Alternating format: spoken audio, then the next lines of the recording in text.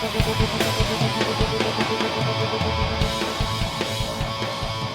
you doing? How's it going? That's kind of messed up, man. Why? Because soft. it's time to get serious. We have like serious things to talk about. No, I'm serious. This is serious stuff. Yeah, I mean, this is potentially life-saving information. Yes. So be serious. No.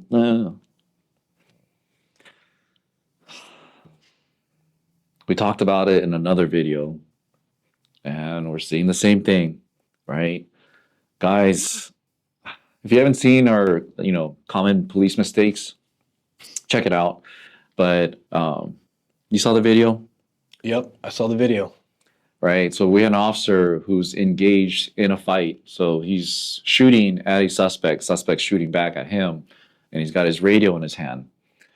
So there's two things that we want to talk about is taking care of the threat that's in front of you at that moment, right? The radio is good to communicate, right? But at that specific moment, you got to address what can kill you, right? And the other thing, moving and shooting. Right, it's not a lot of people that train. I would say the fastest person I've seen running and was able to put effective hits on target are those CAD guys. I mean, they run. Well, that's like a whole different level. Yeah. Like the average guy's not doing. But I'm saying but you got to train. You got to know your capabilities, right? Sometimes you got to stand tall and know and be confident that your marksmanship is going to be better than the person that's trying to kill you. Right, because that fight, it went much longer than it had to be. Right, so at one point, the suspect is trapped by a door. Like he's kind of pinned down there, and the officers are shooting at him from about, I would say, between 7 and 10 yards. Yeah. Right, so there's one car parallel parked, and the officer is standing on the driver's side, and he's shooting at the suspect who was standing at a doorway. And the only thing you have between them is the car and then the sidewalk, right? So it's not a far shot. But they weren't able to stop the guy, right? And then you have a partner officer who has his radio in his hand, and he's like doing a full-on sprint or run, falls down, kind of does like a half sit-up and starts cranking off rounds. And then after that, I don't know, in the video, you see him stand up and then he's adjusting his radio when you still have an active threat. Mm-hmm. I don't know what it is, guys, but I don't even know what to say. He's trying to do too much at one time. I think you said it pretty well in the very beginning, where the idea is like prioritize your threats, right? Like we want to do all these things. We want to, return fire, get the bad guy, get, radio for help and get more officers over there. But if doing those other things is going to take your attention away from saving your own life, like don't even bother. Yeah. Just get the gunfight over as fast as possible. The best way to win a gunfight is just to put accurate rounds on target. It's simple as that. And I understand it's not always about just trying to shoot dudes and being a badass, but if your life's on the line there, just focus on putting the guy down. That should be your first priority. Yeah, I mean, in the other video that I was talking about, we had a steel target at 35 yards, and I'm shooting the target with one hand on my gun, and my left hand I'm holding a radio. So you can just see from that video my rate of fire, right? It was so much slower. Like while I'm shooting one-handed, and you're moving so much slower. Yeah, so much slower. And then so in the same video, you see me shooting at the same 35-yard distance with two hands on the gun, and I'm able to hit 100% much faster, right? So I could have ended that fight much sooner and then not have this thing drag on and give that person an opportunity to kill my partner, kill me, or someone else that's innocent. I don't know, like did you guys have like different equipment that maybe like the CAD guys use and you're kind of like, oh, I wish we had that? I mean, I guess we use a lot of like similar equipment. Theirs was just definitely nicer. Yeah. Right. But we have like our comms are always linked to our headsets, right? Mm-hmm. Like the Peltor contacts, now the Castles, right? We're running PTTs too, right? So it's a little bit different. We don't have to carry a whole big ass radio, bring it up to our face and like take our hands off a weapon. We still take your hands off the weapon, but Yeah. it's a different process. It's much Oh, easier, it's much streamlined. faster. You can hear things better. I know a common complaint that regular patrol officers have is they're always looking at, well, this unit gets to have this, and the SWAT guys, they always have the best equipment. Well, guys, hate to break it to you, but the SWAT guys are wearing comms and earpieces, and that's not prohibited. Like, guys on patrol are allowed to wear those, right? So it's not just about the weapons, right? Guys are like, oh, they get to carry short barrel rifles, and then we're stuck with 14 and a half and 16s, right? But use every little piece of equipment that gives you an advantage. I wear an earpiece. My partner wears a mic up here. So, I mean, we've gotten into fights where we're locking arms with guys and we can you communicate pretty quickly.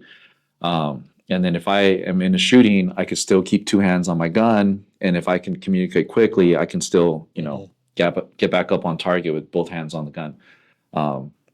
So I don't want to hear complaints about, oh man, these guys get to have all this stuff. But I mean, there's some agencies like you're actually required to have an earpiece or a mic. I don't know what it is with other agencies, especially ones in Los Angeles, where it's just cool to carry a, I don't know. I just If I you don't grew up get it. watching like cop shows, maybe that could be cool. But if you have the equipment available and the means to acquire equipment, that'll just streamline your process. Yeah. Go for it. I don't Make know your if life it's a easier. cool guy thing, but I honestly don't get it. Like there is no fair in a real fight, right? You can't say, well, that's not fair, dude. That's BS, right? You take every advantage and you do everything you can to win the fight, right? So if it's a piece of equipment that's going to make things easier for you, make you more efficient, then do it. Especially when it's approved, when it's authorized by your agency, then do it. Right? This whole radio thing, it's crazy. And I've heard guys say like, well, you can push the button and talk and it'll still pick it up. But there's so many times when, you know, guys are doing that and you could barely hear them, right? They could be out in the streets and there's a car driving by and all you hear is just a bunch of noise.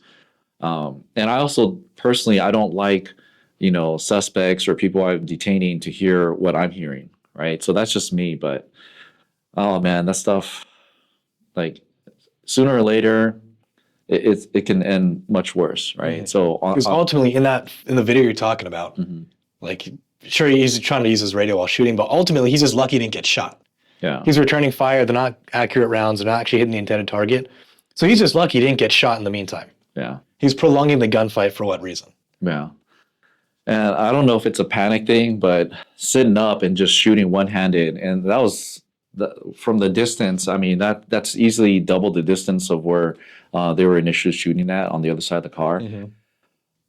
And then where the suspect was, he would be behind the car, right where the door was, and you don't have an angle on that too. So I don't know if it's a panic thing where you're shooting, but I think that's just a training issue, like, Yeah. right. The other thing too is I don't think guys are training to shoot and move at this enough, right? So at one point they're like running and they're shooting. It's tough. It's not easy to move and shoot, let alone run and shoot.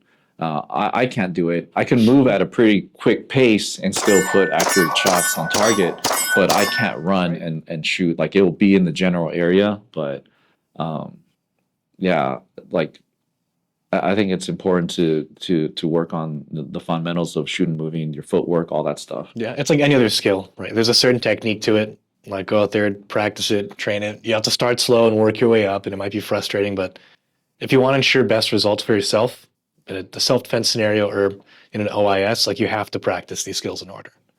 Yeah, a lot of agencies, they reimburse officers for taking training, right? If you're going elsewhere to train, remember what your department may be offering you is very minimal, right? That's just the minimal standard that they want from their officers.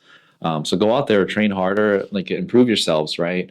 A lot of agencies will reimburse you for that training money. So if you spend $600 somewhere to train, right, and take a class somewhere, a lot of times they'll reimburse that money to you. Dude, that's awesome. Yeah, like, I take advantage of it. That's so cool. Yeah, I mean, we teach here, but we're always looking to improve ourselves too. So I go and I take classes elsewhere. There's good instructors out there. and they reimbursed me the money. And like, hey man, it's free. Just get it approved. Get your days off and go out there and train. Because I know there are some officers who they'll go to the range, right? So but that's not training. Going to the range and training are very different. Yeah. I hate just going to shooting for fun. Yeah. I feel like an idiot doing that. I'm just wasting ammo, Yeah, wasting time. especially an indoor range, right? If you go to an indoor public range, that's not training. All you're doing is you're practicing and you're solidifying everything you've been doing already, right? I mean, I get it. Okay, if you're like dry fire and you're practicing your marksmanship and you go to a public range and you want to see, hey, is my dry fire, paying off? Then yeah. But as far as like shooting, moving, shooting faster and everything, like, we go to the range sometimes with our classes, and then when they're shooting their qual and they're coming up, boom, boom, and then the PA, hey, 1 shot per second, right? And it's just not realistic, right? So look to train elsewhere and improve your skills, train more realistically. Yeah, it comes down to how much do you care. That's really it. Yeah, a lot of military law enforcement stuff, it's just luck. It's luck that we survive. We just increase our chances with better training. I really believe it. Yeah, definitely. Yeah. Get trained. And if you wear an undershirt, it just increases your chances of when the temperature drops. I'm hiding my nipples. Obvious. Yeah.